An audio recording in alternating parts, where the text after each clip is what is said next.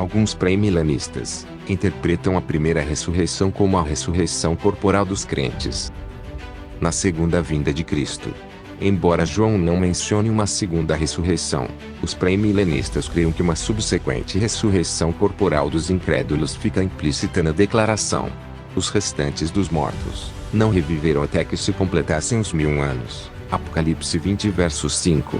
Nessa visão pré-milenista do futuro, portanto, há duas ressurreições corporais separadas por 1000 anos.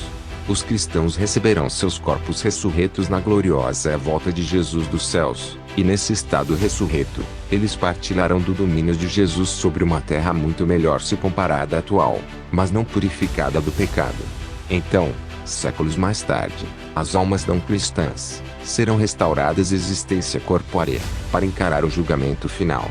Para determinar o mérito dessa visão, examinaremos o texto mais além.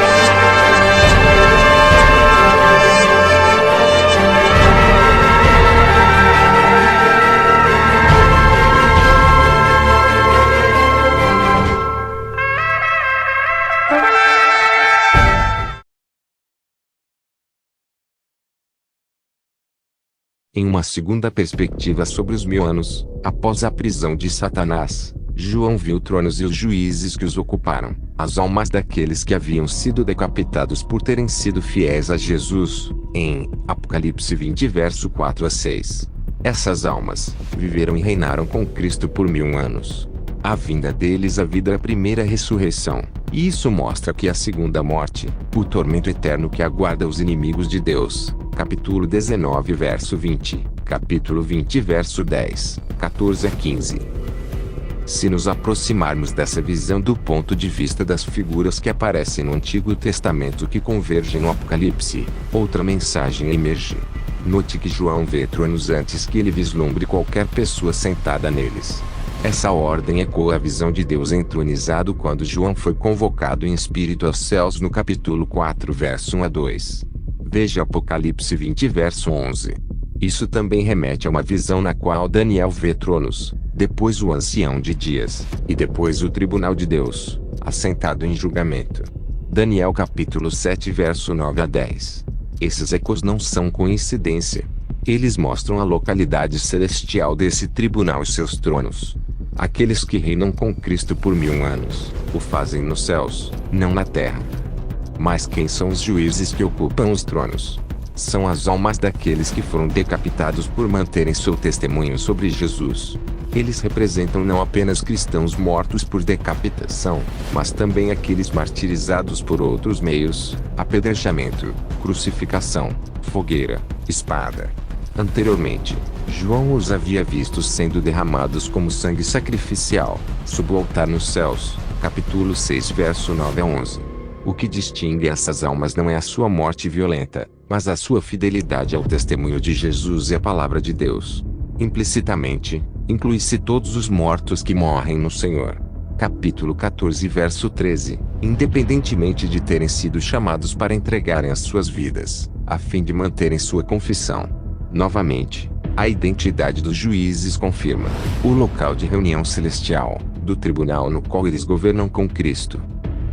Mas, a declaração de que eles viveram em uma primeira ressurreição, não mostra que essas almas estão reunidas com seus corpos antes que elas comecem seu reino de 1000 anos com Cristo, que os seus corpos ressurretos estarão assentados nos tronos. A palavra ressurreição pode referir-se a outra coisa, senão ressurreição literal, física, corpórea.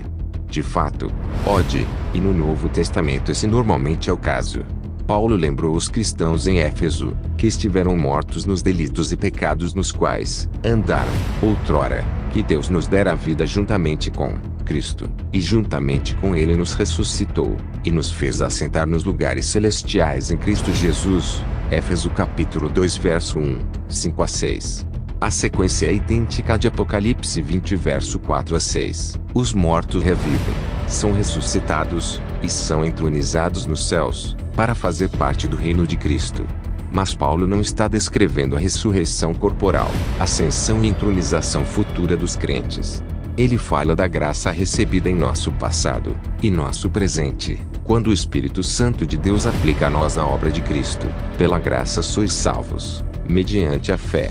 Os cristãos já fazem parte da ressurreição, vida e reino celestial de Cristo, até mesmo enquanto aguardamos o retorno do nosso Senhor, quando nossos corpos também serão transformados por sua vida ressurreta. Essa futura saída dos túmulos, de todos aqueles que morreram fisicamente, aparece em Apocalipse capítulo 20 verso 12 a 13. Vi também os mortos, os grandes e os pequenos, postos em pé diante do trono.